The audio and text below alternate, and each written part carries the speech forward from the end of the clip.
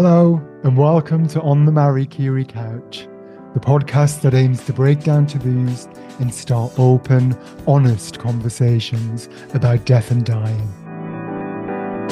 I'm Jason Davidson. I'm a social worker by profession, and I've worked in palliative care, hospice care, and bereavement support services for more than a decade. Each episode, we'll be speaking to a well-known guest to find out about how they feel about their own mortality and how their personal experience of bereavement has shaped the way they live their life. Today, I'm on the Marie Curie Couch with Tayshan Hayden-Smith. Tayshan is a TV presenter, social and environmental activist, and footballer. He founded Grow to Know, a non-profit focused on empowering young people through horticulture. He's also a presenter and designer on BBC's Your Garden Made Perfect.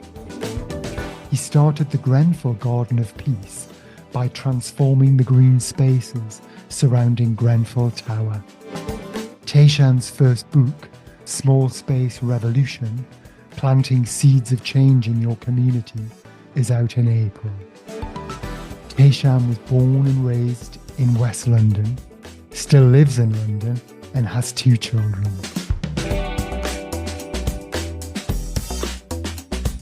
Tayshan Hayden-Smith, welcome to the Marie Curie Couch. Thank you for having me. I really appreciate it. How are you? I'm good. I mean, I'm one for being quite real about how I feel. I mean, I feel good on the surface, but I'm very busy and very overstretched and overwhelmed in many ways, but I'm okay. I'm good. Well, we really appreciate your time today. And I'm going to dive straight in, Tayshan, and ask if you can tell me about a significant bereavement that you've experienced in your life. Yeah, I mean, my mum, who was my hero and my inspiration. And, you know, there were so many beautiful moments that I shared with my mum. My mum passed in 2020 in the midst of the pandemic, not as a result of the pandemic or as a result of COVID-19, but I think it had a part to play. She was quite scared. My mum was terminally ill, and she was diagnosed with stage 4 cancer in 2011, and she was given 3 months to live in 2011. And she made a promise to us. She was a single mother of 4 of us. We lived in a council house in Ladbroke Grove, and you know, my mum was a big lover of life. You know, saw the beauty in everything. And she made a promise to us. I'm the eldest of the 4 of us. And at the time, we were all under the age of 18. So if anything was to happen to mum, we would all most likely, because 4, you know, not many people can accommodate 4 children out in one go, we were likely to be split up. And so these were conversations that my mum were having with us when we were like 10, 11, 12, 13. And my mum made a promise that she would see us all through to adulthood. And my mum passed a week before my youngest sister turned 18. So she was a real warrior. So when I think of my mum, I've never, ever thought, well, obviously I feel sad about her not being with us, but I feel like the 23 years of her presence in my life was worth a lifetime. You know, I got all I needed from my mum in the time she was with us. You know, there was one moment where, I mean, it was crazy. My mum passed obviously in the pandemic, and these were the times where we were, I think it was every Thursday, if I remember correctly, at 8 p.m. we were doing the round of applause for the NHS. But it just so happened that the private ambulance who come to take my mum away, there's a word for that, I'm sure, but I can't remember it. So my mum was being wheeled out the front door, and no one else in the street knew what happened. No one else knew that mum passed. And suddenly because you know, when this happened, you're not thinking about anything else, you know, everything kind of goes a bit blurry. And suddenly everyone comes out their front door and starts applauding, you know, and obviously for the NHS. And so as mum's coming out the front door, being wheeled down the road to be put in the van, she was kind of sent off to a round of applause by all our neighbours, who my mum was very close with. My mum was very community orientated. And I just can't explain to you how that made me feel in that moment. It was like a mixture of real sadness, but also real joy. Um, I can't remember exactly where I was at in my head, but you could just see everyone coming out to clap, looking at the neighbors trying to, and then suddenly realizing what happened, and everyone was just in tears, realizing what had happened. So, I mean, yeah, I mean, when I think of my mum, it's a real sense of pride, joy, and I think of legacy. I think about how intent-filled and purposeful she was, but how delicate and gentle she was. And I try to extend that as I take steps forwards. And now that I have two children, there's a bit of Nancy, which is my mum's name, in all of us, I'd like to think. And, I bring some of those things to the fore with my children where I can. It's so beautiful, that story of the clapping when your mum came out of the house for the last time. And yeah, wow, that must have just been incredible. It was quite not funny, but I remember a joke being made amongst us siblings, and the very nature in which my mum passed. The night before, I received this message from mum, maybe at like 2 a.m. I was sleeping, so I didn't read it at the time. But it was just emojis, butterflies, bees, flowers. She knew where she was at. And when my sister found her in the morning, because I didn't live at home at that point, they found my mum's gas mask, or oxygen mask, sorry, flung across the room. And then mum coming out to everyone clapping. My mum was always someone who was quite in control. And even in her last moments, she was in full control. And that really does fill me with a sense of pride that she was very dignified and very strong, even up until her last moments. I'm guessing from what you said, Tayshan, about the conversations that your mum had with you all when you were younger, when she was first diagnosed, that death and dying was part of those conversations. Yeah, I guess from a very early age, and especially as the eldest, I was the one who mum would turn to and be a bit more raw with what was going on. My understanding of my mum's situation, I guess I became numb to those conversations because the medical professions, the professionals in my mum's life, the experts who would advise on how long mum had left would always be wrong. Like whenever they gave her 3 months, 3 months would pass and mum was still here. 3 months, 2 months, 6 months. And that would kind of duck and dive as mum was on this journey of fighting her illness. And so I became numb to the idea of death. And it was never really that close to home. I mean, my grandmother had passed previously, but I was young. And so whilst mum's passing was expected, nothing can prepare you for that moment. But yeah, I mean, conversations with mum would be very open and very honest about, what life might be like without mum there, and the realities of that, which forced me into a sense of, I guess, adulthood quite early. I always say that I kind of missed out on my teenage years, not just because of mum's illness, but there's a whole load of things that I'm sure unraveled and unfolded as a result of mum being ill, and very much so impacted my mental health. And I guess there was like a, how do you say it? Like a father-like role that I felt a responsibility to fill in my family. And so I've always kind of held that space.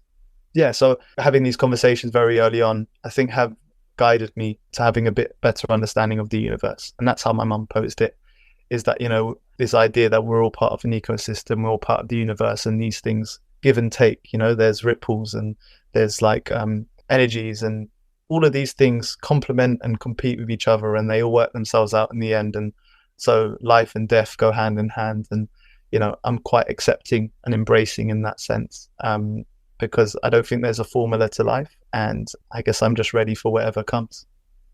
I love how you talked about legacy as well earlier, and that kind of, so those values and things that were important to your mum, you take forward and your siblings take forward in some way, in your own way, and shape them for yourselves. Yeah, I guess I very much put a lot of my core values and my ethos and my ideologies, and these things all stem from my mum. And one thing that my mum used to do as a single mum, 4 of us, can imagine it was chaos, 99% of the time, and the 1% of the time we were probably sleeping.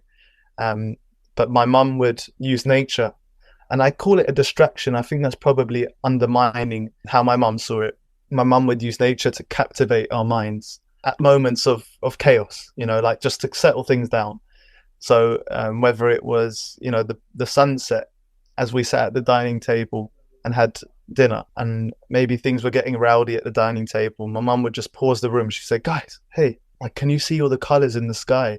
Can you name them? And then there we were, suddenly just like pausing and then looking at the sky and naming all the colors. And then bird song. She used to have this love for bird song and kind of ask, can you hear the birds talking? Like, what do you think they're saying? And then even in the street in Ladbroke Grove, walking past trees, she just admire and acknowledge nature in a way that I've come to learn as an adult. We just don't do, really. I mean, there was a curiosity and an awe that my mum had when it came to nature.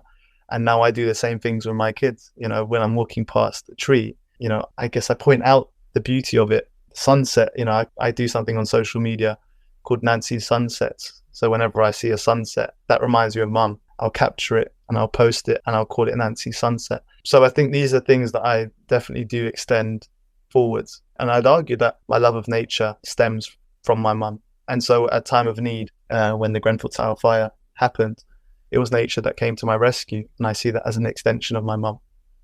And is that kind of her pointing it out, all those memories of your mum pointing the nature out and saying, look, look what we're surrounded by, look what we're living alongside. Don't walk down the street and walk past the tree and not see it. Notice it. And there's lots to get from it. And I'd even go one step further. She would say that we are it, we are nature. This is a reflection of us, and embrace it and acknowledge it, be present, be in the moment. I guess there was two sides of my mum. One of them was that she was very good at trying to be in the moment and trying to, she was very, very good at connection. Walking down Portobello Road would take 3 hours because she knew everyone and she would want to chat and chat and chat and chat, which now I've come to realize how important that is. I walk down the road and I don't know some of these people, but they know me. They go, oh, you're Nancy's son, aren't you? And then I would find out all these stories about mum growing up and living in this area. But then there was the other side of my mum where she was a real force for nature. She was a warrior. You wouldn't want to mess with her. She was really resilient. And, I think that those two elements of my mum, these are things that you were always trying to balance. These things are completely different ends of the spectrum. And I find myself kind of trying to balance that same like juxtaposition. I don't know, like trying to balance those two things in my life. One of them is to be gentle and kind and nurturing, but equally I'm an activist and I'm here to make change. And I definitely see that will, that commitment, that's part of my mum's makeup too. So she was just a teacher in all ways possible. Thank you for sharing a bit of Nancy's story. I wanted to ask Tayshan about your experience of grief and bereavement after your mum died, and if you could maybe talk a bit about that and maybe talk a bit about what helped. I mean, I don't know if I've got the right answer for any of these things, and I still feel like I'm on a journey, and I question myself all the time because, whilst immediately after my mum I was distraught, and you could visibly see that it was evident to everyone, this was something that had impacted me. I very quickly overcame that in a sense that a week after mum passed, or a couple of weeks after mum passed, I launched Grow to Know into the world. And that would then become my outlet, my expression in many ways of the love for life that my mum had. And so I always kind of question myself, am I doing that to distract myself? Is there going to be a moment down the line where it all hits me in one go? Or is this actually genuinely my way of dealing with grief and bereavement? And I think it is. I think my way of expressing myself is creatively. That's always been my outlet. I've never dealt with death in this way before. So close to home. Grenfell Tower was another moment of mass loss, which was slightly different, but just as heavy. Sorry to interrupt, but just to add context there, so the Grenfell Tower was in the community where you grew up and lived. Yeah, I lived in the shadow of Grenfell Tower. That was that tower was of significance to me for many reasons. I lived just literally across the road to it, And there used to be a football pitch called Green Pitch just beneath the tower, which is where we used to play football. And a lot of my friends from Grenfell would come down. I'd have like mischievous, evenings at Grenfell Tower with my friends, and it would be a through route. And it was, from my sister's window, a bedroom window, it looked out onto the tower. So, yeah. So, and that kind of then does also add into, I guess, the past few years that I've had, which feels quite relentless, from Grenfell Tower in 2017. So mum's passing in 2020, pandemic, cost of living crisis, all these hurdles and challenges all conflated and overlapping. And only now in the last few months have I kind of felt like I'm putting my head above water a little bit. And, I've really struggled, especially around Grenfell. That, completely shifted my ambitions, my aspirations, and my career, which is a minor thing in the grand scheme of what happened. But these are all things that I had to contend with. And then my mum's passing, I guess these things just compiled. And I really did, and still do in ways, feel that weight on my shoulders. And I guess the hope that I hold on to is that of the future generations, that I can channel that energy in a way that creates positive change for those that are going to come after me, in the same way that my mum did with us. As a single mother of 4 of us, she didn't have the capacity to change the world on a grander scale, although she always spoke about it, and she always spoke about these positive ideas around solutions. She was very solution driven. She was like, okay, how are we going to solve that? Where are we going to go? She managed to do it with 4 of us in the household, and now I'm trying to do it with the world. And she's doing it because, as you say, you're taking forward the teaching she gave you. And if we are all on with the nature, the tree on the street on Ladbroke Grove that you described, then she's doing this with you, isn't she? So if she said that she made change and fought for change when she was alive, she's still making change now via you and with you. And this is it. Like, I'm not religious, but my standpoint is that she's with me in spirit, and all those teachings, all those memories, that there's a feeling, there's an energy where, at times of need, my mum is in spirit, kind of just poking and kicking me, going, come on, you can do this. She used to say, yes, we can, way before, as it was a Barack Obama, you would say that. But I would say that Barack Obama probably stole her phrase. But that was her thing, right? She used to say, yes, we can. And that was actually the name of her fundraising. She would call them parties of life, where she would bring all her friends together, and it would be called the Yes We Can party. And all her friends would rally to support her in her treatment and funding of treatment. So, yeah, my mum is with us in more ways than one. And I don't think that she needs to be with us in the physical to be with us, in the spiritual and in the mental as well. Today, 1 in 4 people don't get the end-of-life care they need. This March, donate and wear your daffodil for the Great Daffodil Appeal. For every Amrit to every Zoe, every Nana, Dad and mate, every loved one, whatever the illness. Help make sure everyone gets the same care and support they need, right to the end. Please give today. Visit mariecurie.org.uk/daffodil. It sounds like after all of the losses you and the whole community faced after Grenfell, and also after your mum died, that gardening continues. It has been and continues to be something that is, am I right to use the word therapeutic? Yeah, I think for me, and I call it nature access, because my experience of nature growing up was never gardening. It was never, let's go into a garden to do some gardening. It was very subconscious. I think capacity has a big part to play in that narrative. I see gardening as quite luxury at the moment because you need time, you need space, you need resource. Whereas nature access, everyone should feel like they have access to nature. And in the very beginning, that's what it was, that observing of your surroundings and your understanding of your landscape. There's beauty in that.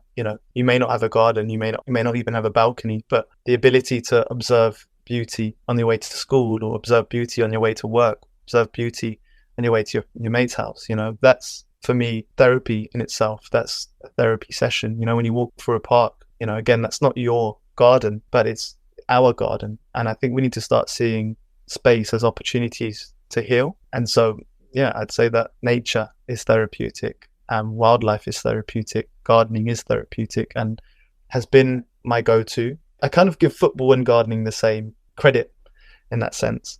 In the same way that I step over the line on a football pitch, I get the same feeling in different ways to that when I step in a garden. And it's quite funny because football is very fast-paced and dynamic, but my mind's in a different realm. It's not here with us, it's elsewhere. And the same in the garden. But on the contrary, it slows me down. It gives me time to pause and be in the present. And so at the moment, I'm enjoying that balance of being in those zones, in those different spaces. So gardens have been, my healer. It's been my counselor, my therapy. And that pausing and staying in the present bit, I think for anybody listening who's experiencing grief themselves now, that pausing and staying in the present bit can be really helpful, can't it, with those feelings of overwhelming anxiety or the future or what's next, because that's when the mind's not helpful, and it's when it doesn't look after us and when it's not kind.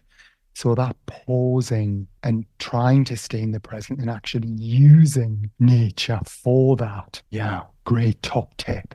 Yeah, and I mean, we do it without even realizing. And I think if we realize it, we'll do it more, Practice it. Yeah, exactly. If it becomes part of our culture and our lifestyle, and there are places in the world that integrate that into their lifestyle and their culture more and more. I mean, even in Japan, there's some really beautiful words that we don't even have, that don't even exist in our English language. And one of those that I really love, and one thing that I really love is language. I think language as the ability to heal and to change, and to, I guess, poetry and music, a heal is too. So I love the word, I don't want to say it wrong, but komarebi, which explains the phenomenon when light is kind of leaking through the trees. And we just don't have a word for that in English. In the English language, you don't have a word for that. But I think it's Japanese, there's a whole menu of words that we just don't have that explain the beauty of nature. And if that becomes part of our everyday language, if we can have words that explain the beauty and the phenomenon, I always say these words wrong, and the magic of nature, we'll all just be a bit softer and a bit more gentle and a bit more kinder. I'm not naive in thinking that everything needs to be fluffy and bouncy and full of color, but equally that should just be part of our everyday experience. And at the moment it's not, and not part of my everyday experience. And I guess that's what I'm really keen on trying to bring to the fore for everyone. I'm going to look that word up after our conversation. Thank you for that. One of the aims of the podcast is to encourage conversations around death and dying and grief, so that people, essentially, I suppose, feel less alone with it, because we know it can be an isolating time. And some people I've met through the course of my work, but also just with my own personal experiences of loss, people don't know what to say to you. Sometimes people who some people talk about people crossing the road when they walk down the street just because they don't know what to say. So I think there's something about just trying to normalize the conversation, to say to people, well, let's have these conversations and let's talk about it, because there is joy in them as well as all of the sadness and pain as well. And there's learning and teaching, as you've been describing today, Tayshan, and so we want to encourage them. Also, on a practical level, certainly through our work at Marie Curie, we have these conversations with people who are living with a terminal illness so they can plan for the future, but also we just have them with anybody about saying, well, have you planned for the future? Do those around you know what you want for your funeral? Do they know what you want for the care you might need should you require it at any point? And in that vein, can I ask, do you ever think about, or have you ever thought about your own death and making some of those practical plans? For example, like writing a will? If I'm being totally honest, no. And I mean, I think the way that my mum taught me to be is very, there's pragmatism in what I do, but equally I'm quite in the moment. And I mean, I've actually just been diagnosed with ADHD, and I got that diagnosis last week, which it helps me make sense of why I haven't got that long-term planning mentality. I'm very short-term in what I do, and I mean, just because of my experiences, I'm quite comfortable with the idea of death. I mean, I say that kind of touch wood, with my health in order and in good shape, but equally, I've come close to death, not personally, but around me. And I just believe it to be a part of the cycle of life. But yeah, at the same time, I think it's important that you look ahead to the future. I guess it probably, because I don't have much to my name, and neither did my mum.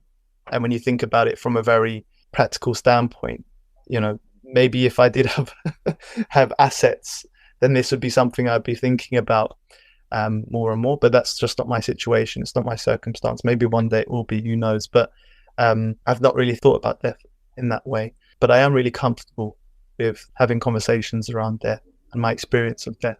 And what might be one day, I quite like the idea of me going into the ground and bringing new life into the world in other forms. And, I can stand by that. I mean, I won't have a choice in that matter. That's inevitable. And so, yeah, I think that's quite magical in itself. And so for however many years or whatever time I have on this planet, I'd like to think that I'll create ripples of joy and positivity as an extension of my mum, but also, in my own right as well. And hopefully that will then extend to my children and their children and far and wide. And then I'll be with my children in spirit when I'm not here. So it's cyclical. It's all a cycle. And just on the will bit, just to say for yourself and for anybody listening that, it's not about how much you've got in the bank, but that there are other things you can include in your will. So it's about what happens with what you have and what you want after your death. And particularly for anybody who's a parent, it's very important. And the reason why it's important is, you touched on this earlier with some of the conversations and experiences you had in your childhood, but is to explicitly have down in writing, who's going to have responsibility for your children and be the provider and the one who, gives the love and care and what you want for them going forward. That stuff can go in the will as well and in writing. Just to go back a little bit, you touched on this already, Tayshan. I was going to ask, you spoke about your mum's legacy and then you talked about what you're taking forward in your own right. And I just wondered if you could tell me what your legacy will be.